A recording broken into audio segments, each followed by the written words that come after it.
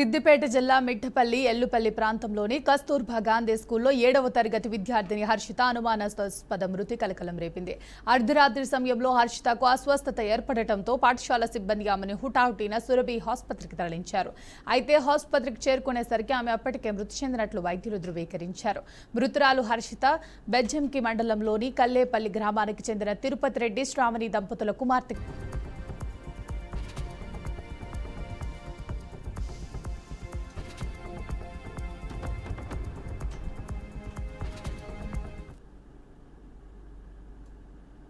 సంక్రాంతి నేపథ్యంలో విజయవాడ జాతీయ రహదారిపై ట్రాఫిక్ రద్దీని నియంత్రించడానికి అధికారులు చర్యలు తీసుకుంటున్నారు.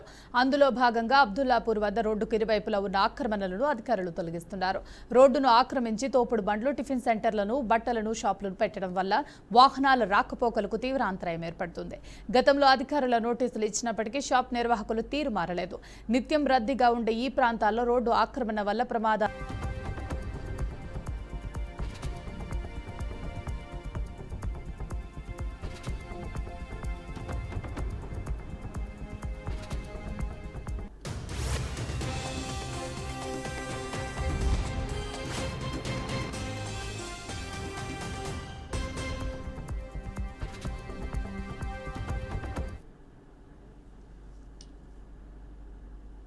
బ్రెజిల్లో ఘోర రోడ్డు ప్రమాదం చోటు చేసుకుంది. ఇసుక లోడ్తో వెళ్తున్న లారీ, బస్సు ఎదురెదురుగా వచ్చి వేగంగా ఢీకొన్నాయి.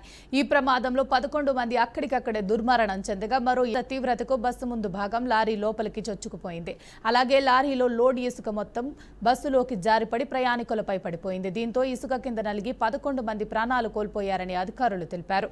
సమాచారం అందుకున్న వెంటనే రెస్క్యూ సిబ్బంది, అంబులెన్స్లు సంఘటనా స్థలికి చేరుకుని సహాయక చర్యలు చేపట్టాయి. ప్రమాదానికి గల కారణాలపై దర్యాప్తు ప్రారంభించినట్లు పోలీసులు వెల్లడించారు.